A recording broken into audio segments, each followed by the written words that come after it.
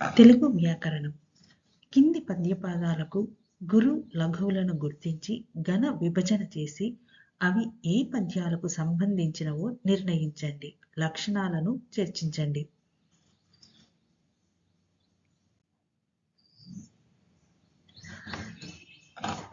పద్యపాదం. ఏమి యొక్క రాణి వాసమును పుణ్యవాసమున్ తెచ్చిన. ఇది పద్యపాదము. ఈ పద్యపాదానికి మొదట మనం గురు లఘువులను గుర్తించాలి ఘన విభజన చేసి. అలా ఘన విభజన చేసిన తర్వాత అది ఏ పద్యపాదానికి సంబంధించిందో నిర్ణయించి వాటి లక్షణాలను మనం ఇప్పుడు నేర్చుకుందాము. మొదటగా ఘన విభజన.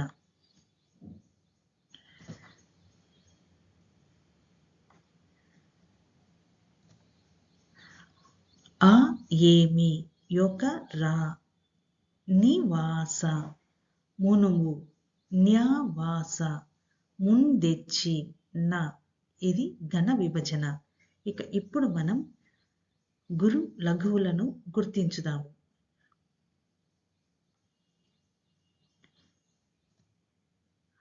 ఆ గురువు గురువు గురువు ఇది మగనము. ఈ గుర్తు దీర్ఘము ఉన్న వాటికి గురువు. చూడండి. యోకర లఘువు లఘువు గురువు ఇది సగనము. ఇలా నిలువులై మనకు కనిపిస్తున్నది కదా, ఇది లఘువునకు గుర్తు, ఇది గురువునకు గుర్తు. నివాస లఘువు గురువు లఘువు ఇది జగనము. మునువు మునువు లఘువు లఘువు గురువు ఇది సగనము. ఎందుకంటే ఇక్కడ చూడండి, న్యా అనేది ఈ పదమునకు సంబంధించింది కాబట్టి ఇది గురువు అవుతుంది. న్యావాస గురువు గురువు లఘువు ఇది తగనము. ముందెచ్చి గురువు గురువు లఘువు తగనము. నా గురువు ఇది ఘనము. ఘన విభజన చేసి మనం గురువు లఘువులను గుర్తించాం కదా. ఇప్పుడు చూడండి, మసజస తతగా ఈ పద్యపాదము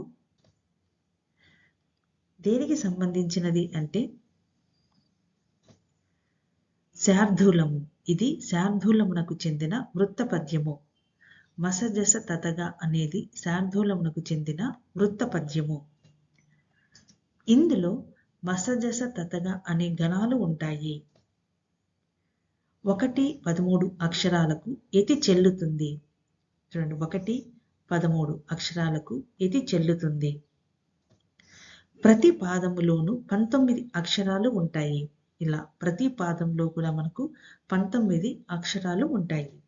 ఇక చివరగా ప్రాస నియమం ఉంటుంది.